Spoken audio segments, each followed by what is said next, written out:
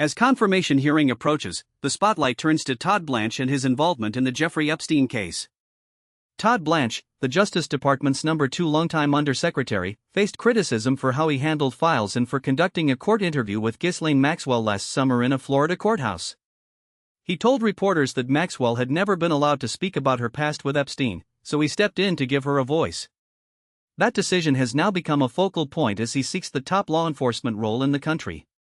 Blanche's tenure at the Justice Department included overseeing the release of the Epstein files to the public roint.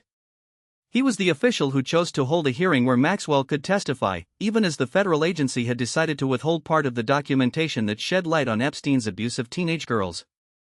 The move attracted fire from victims, lawmakers, and advocacy groups, who argued that Blanche not only released sensitive victim information prematurely but also failed to extract meaningful testimony from Maxwell. Critics say he bungled the process. It is unusual, and many observers noted, that a high-ranking Justice Department official personally conducted an interview with a convicted criminal who remains in prison. In that Florida court, the FBI case agent, a New York Police Department detective, and federal prosecutors who had worked the Maxwell case were noticeably absent. Had any of those investigators been present, they could have reminded Blanche that Maxwell had explicitly declined to testify in the 2021 trial. "Your Honor, the government has not proven its case beyond a reasonable doubt, and so there is no need for me to testify," Maxwell said.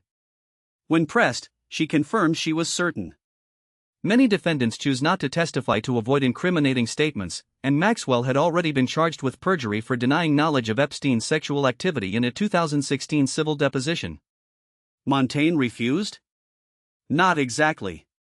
The judge understood Maxwell's decision, but the public and the legal community saw the interview as a smokescreen. Meanwhile, the tragic end of Epstein himself, who died by suicide in a Manhattan jail cell in 2019 while awaiting trial on multiple charges, including sex trafficking of minors, left a complex web of evidence that the justice system was still piecing together. On the day of his confirmation hearing this Wednesday, the Senate Judiciary Committee was already looking at the episode.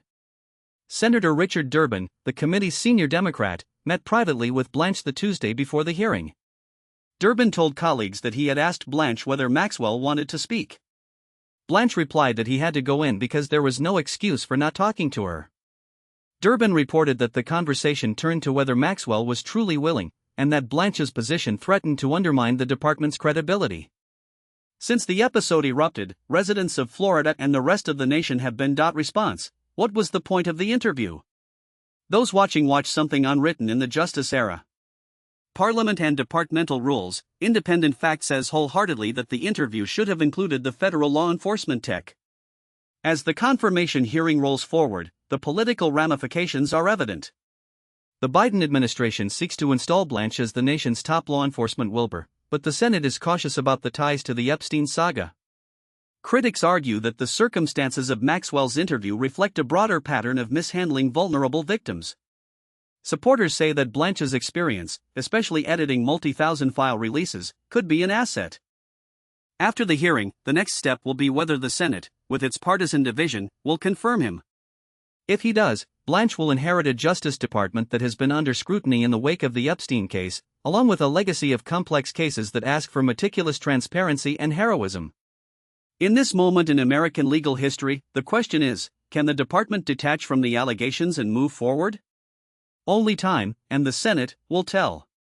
I'm your host. Thank you for joining me.